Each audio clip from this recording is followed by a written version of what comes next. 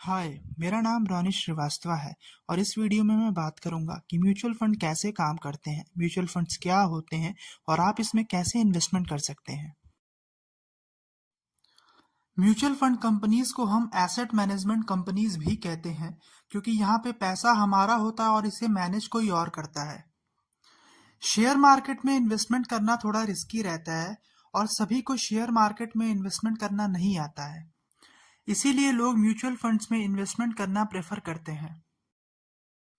Mutual fund में क्या होता है कि जो म्यूचुअल फंड कंपनीज हैं वो अलग अलग इंटरेस्टेड इन्वेस्टर्स से पैसा कलेक्ट करते हैं और फिर उस पैसे को एक जगह इकट्ठा करके पैसे का पूल जनरेट करते हैं। फिर उस पैसे को डाइवर्सिफाइड मैनर में डिबेंचर्स में, बॉन्ड्स में, अलग अलग कंपनीज के शेयर्स में इन्वेस्ट कर देते हैं। इन्वेस्टमेंट के इस पूरे प्रोसेस को मैनेज करते हैं एक्सपर्ट फंड मैनेजर्स। भारत में म्यूचुअल फंड को रेगुलेट करता है सेबी। सपोज करिए किसी ने 10,000 इन्वेस्ट किया, किसी ने 20,000, किसी ने 30,000। ऐसे करके कंपनी ने टोटल 100 करोड़ जमा कर लिया। अब इस 100 करोड़ को वो डाइवर्सिफाइड मैनर में इन्वेस्ट करेगी। 2 करोड़ का उसने टीसीएस के शेयर्स खरीद लिए, 2 करोड़ का उसने टाटा स्टील्स के शेयर कर लिए। ऐसे करके वो अलग अलग तरीके से डाइवर्सिफाइड मैनर में इस पूरे पैसे को इन्वेस्ट करेगी। जब भी एक म्यूचुअल फंड कंपनी एक नया स्कीम लेकर आती है तो उसे कहते हैं new fund offer. New fund offer के अंदर कंपनी बताती है कि इस पूरे पूल्ड अमाउंट को वो कहाँ पे इन्वेस्ट करेगी और एक टाइम पीरियड डिसाइड करती है कि किस टाइम पीरियड के बीच आप इन्वेस्टमेंट कर सकते हैं इस स्कीम के अंडर।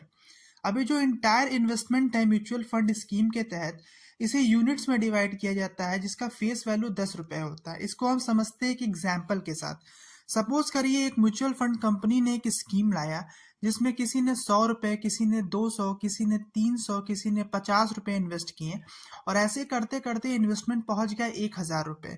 तो अब म्यूचुअल फंड कंपनी करेगी क्या, इस 1,000 रुपए को यूनिट्स में तोड़ेगी, 10 रुपए से डिवाइड करेगी क्योंकि यहाँ पे फेस वैल्यू 10 रुपए है। तो जब वो 1,000 जो टोटल इन्वेस्टमेंट है इसे 10 रुपए से डिवाइड करेगी तो टोटल नंबर ऑफ यूनिट्स निकल के आएंगे जो है 100।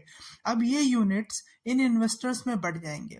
अगर एक यूनिट 10 रुपए का है तो जिसने 100 रुपया इन्वेस्ट किया है उसे मिलेंगे 10 यूनिट, जिसने 200 इन्वेस्ट किया है उसे मिलेंगे 20 यूनिट, जिसने 300 इन्वेस्ट किया उसे मिलेंगे 30 यूनिट और जिसने 50 इन्वेस्ट किया उसे मिलेंगे 5 यूनिट।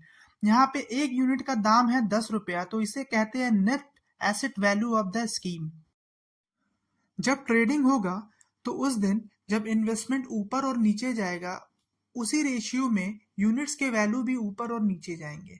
इसे हम इस एग्जाम्पल से समझते हैं। सपोज करिए अगले दिन ट्रेडिंग हुआ और इन्वेस्टमेंट 1,000 से बढ़कर 1,100 का हो गया, तो अब एक यूनिट की वैल्यू हो गई 11 रुपए। तो जिस इन्वेस्टर ने 100 रुपए इन्वेस्ट किए थे उसके पास थे 10 यूनिट और अब एक यूनिट का दाम 11 रुपए है, तो इसका 100 रुपए का इन्वेस्टमेंट चढ़कर हो जाएगा 110 रुपए का। इसी तरीके से जिसने 200 रुपए इन्वेस्ट किए थे वो इन्वेस्टमेंट चढ़कर हो जाएगा 220 रुपए का। जिसने 300 रुपये इन्वेस्ट किए थे वो इन्वेस्टमेंट चढ़कर हो जाएगा 330 रुपए का। जिसने 50 रुपये इन्वेस्ट किए थे वो इन्वेस्टमेंट चढ़कर हो जाएगा 55 रुपए का। तो ये वो केस था जहां पे इन्वेस्टर को प्रॉफिट हो रहा है।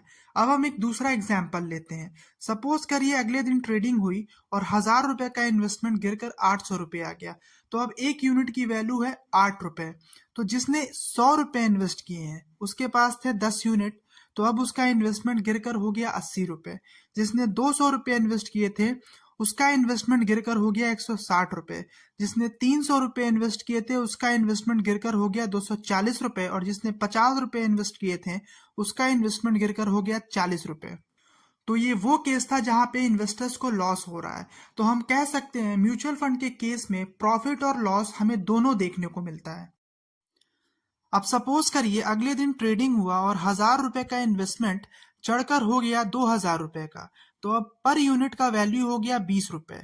तो जिसने 100 रुपए इन्वेस्ट किए थे उसके पास थे 10 यूनिट, तो अब उसका इन्वेस्टमेंट चढ़कर हो गया 200 रुपए।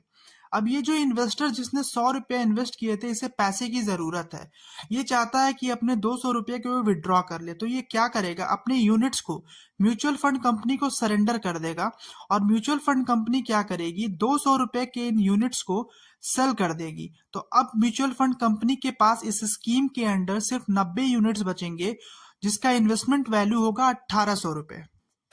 म्यूचुअल फंड्स में आप दो तरीके से इन्वेस्ट कर सकते हैं, एक है लम सम इन्वेस्टमेंट और एक है सिस्टमैटिक इन्वेस्टमेंट प्लान।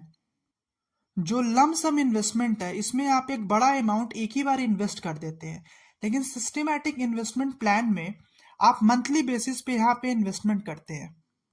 यहाँ पे एक सर्टेन अमाउंट आप हर महीने इन्वेस्ट करते हैं। म्यूचुअल फंड दो तरीके के होते हैं, एक क्लोज एंडेड, एक ओपन एंडेड।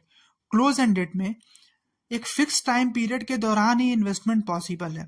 जब कंपनी अपना एनएफओ लेके आती है तो एक टाइम पीरियड डिसाइड करती है, से फॉर एग्जांपल 1 जनवरी टू 30 जनवरी। अब इसी पीरियड में इन्वेस्टमेंट पॉसिबल है, इस पीरियड के बाद इसमें किसी तरह का कोई इन्वेस्टमेंट नहीं होगा। दूसरी तरफ है ओपन एंडेड, यहाँ पे कंपनी अपना एनएफओ लेके आएगी, एक टाइम पीरियड डिसाइड करेगी जिसके बीच में इन्वेस्टमेंट होगा। टाइम पीरियड खत्म हो जाने के बाद भी इसमें इन्वेस्टमेंट हो सकता है। सपोज करिए कंपनी ने अपना एनएफओ लाया और एक टाइम पीरियड डिसाइड किया, और अगर मैंने इस एनएफओ में इन्वेस्ट किया उस टाइम पीरियड के बीच में, तो मेरे लिए एक यूनिट का प्राइस 10 रुपये होगा। अब सपोज करिए टाइम पीरियड खत्म हो गया, इन्वेस्टमेंट 1000 से चढ़कर 2000 हो गया, अब पर यूनिट की वैल्यू हो गई 20 रुपये। अब एक दूसरा व्यक्ति है जो इसी स्कीम में इन्वेस्ट करना चाहता है और उसने इस स्कीम में 100 रुपये इन्वेस्ट किए। अब एक यूनिट 20 रुपए का है तो उसे मिलेंगे सिर्फ 5 यूनिट्स। अगर उसने टाइम पीरियड के दौरान इन्वेस्ट किया होता तो उसे 10 यूनिट मिलते, लेकिन अब उसे मिलेंगे सिर्फ 5 यूनिट, क्योंकि अब एक यूनिट 20 रुपए का है। तो अब कंपनी का टोटल इन्वेस्टमेंट हो जाएगा 2100 और कंपनी के टोटल यूनिट्स हो जाएंगे 105। सिस्टमैटिक इन्वेस्टमेंट प्लान सिर्फ ओपन एंडेड म्यूचुअल स्कीम में पॉसिबल है।